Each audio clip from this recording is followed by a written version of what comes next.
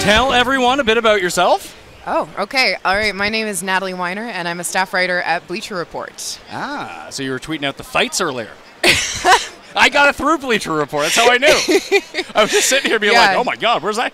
I missed that in person, but yeah, we've always got the highlights, you know. First time on Radio Row, second time, third time? It's my first time. Me too. Yeah? Yeah. It's crammed in here, man. It is. Like, navigating, I feel like I'm stepping on people, you know? Any good guests so far, besides all of them? I mean, I'm not doing, like, the interviews, you know, like, that's more Sims and Lefko. Okay, like, so they're, like, kind of our talent. I get get to just, like, hang out. But, yeah, I got to talk. I'm a Seahawks fan, and I got to talk to Luke Wilson, surprisingly, on media night. So that was opening night. Seahawks Luke Wilson, not actor Luke Wilson. Yes, Seahawks Luke Wilson. 1 L difference, you know? It's the double L in Wilson is just strange. I asked Brandon Cooks on media night, like, how many people fuck up spelling your name with the I? Like, that's a weird one. He said, everyone. Yeah, I mean, you get used to it. Like, I have my last name is Weiner. You know, it's the Weiner Wiener thing, so, like Anthony Weiner. How many people think it's Weiner? Oh, like everyone. I mean, it's just like, you just go along with it, and there are people with the spelling who pronounce it Wiener. So it's just a crapshoot. I'm trying to think of the creator of Mad Men. Yeah. I can't even remember which way Matthew it goes. Matthew Weiner. It is. I actually talked to him about it. We bonded. I was doing a red carpet, and we... So he's not your dad or anything? No, he's not my dad. Older brother, maybe? Distant relation? Nope. There are just a lot of us. It's like Jewish Smith, you know? I thought Cohen was Jewish Smith. That's true. But it's one of those really common Jewish last names. So what are the main pieces you're working on while you're around here?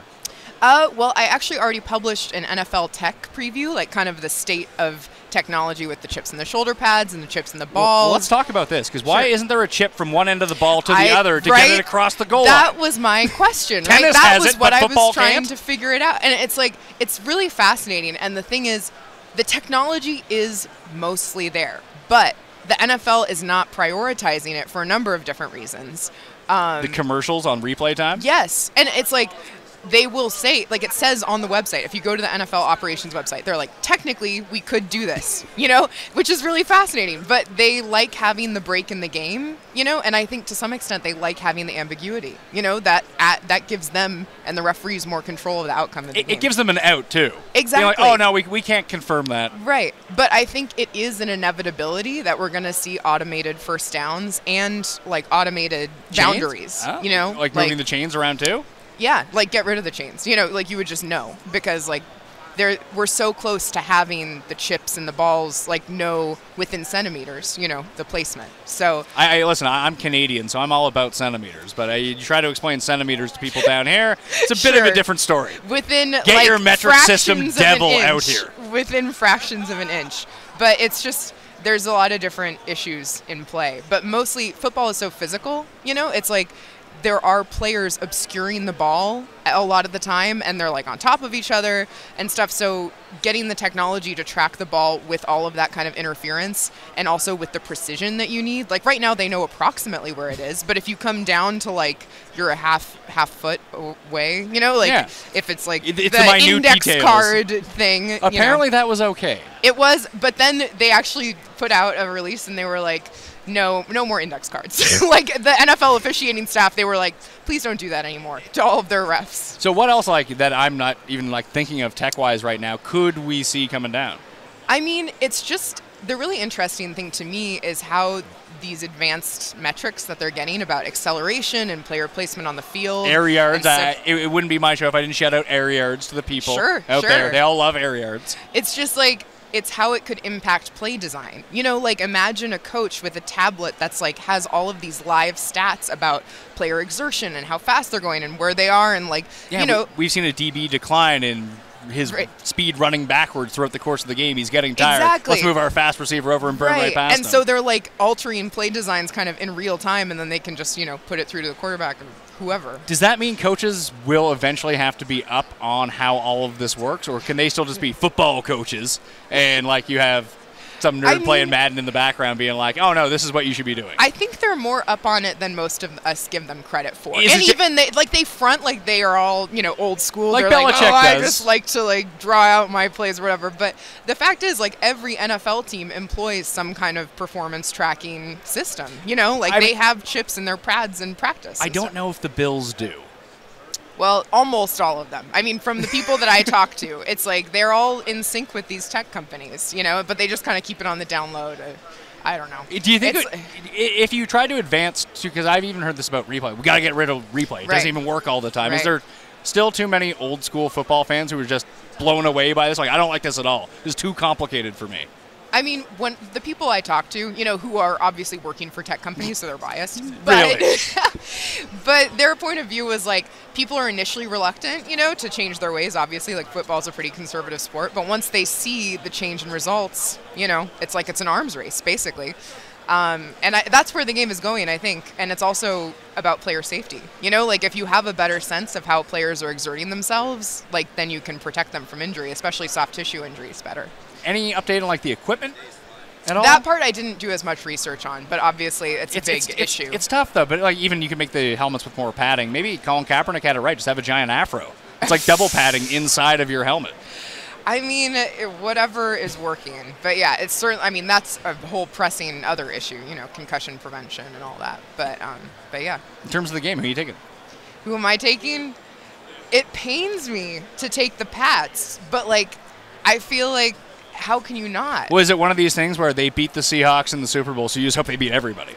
You can't have the Eagles come in and beat them. I mean, that's a good point of view, and I might use that. Yeah. That wasn't what I was thinking. Did you see this god-awful, like, Patriots can't lose exhibit over there? Oh, I haven't gone in there. I don't have it in me. I haven't gone in there. I just walked by it. Yeah. Tim's over here. Every time he sees it, he gets triggered by it. I'm triggered. I mean, like, I just feel like looking at the Jags game, they came so close. They had to blow a quick whistle just to win the game for the Patriots.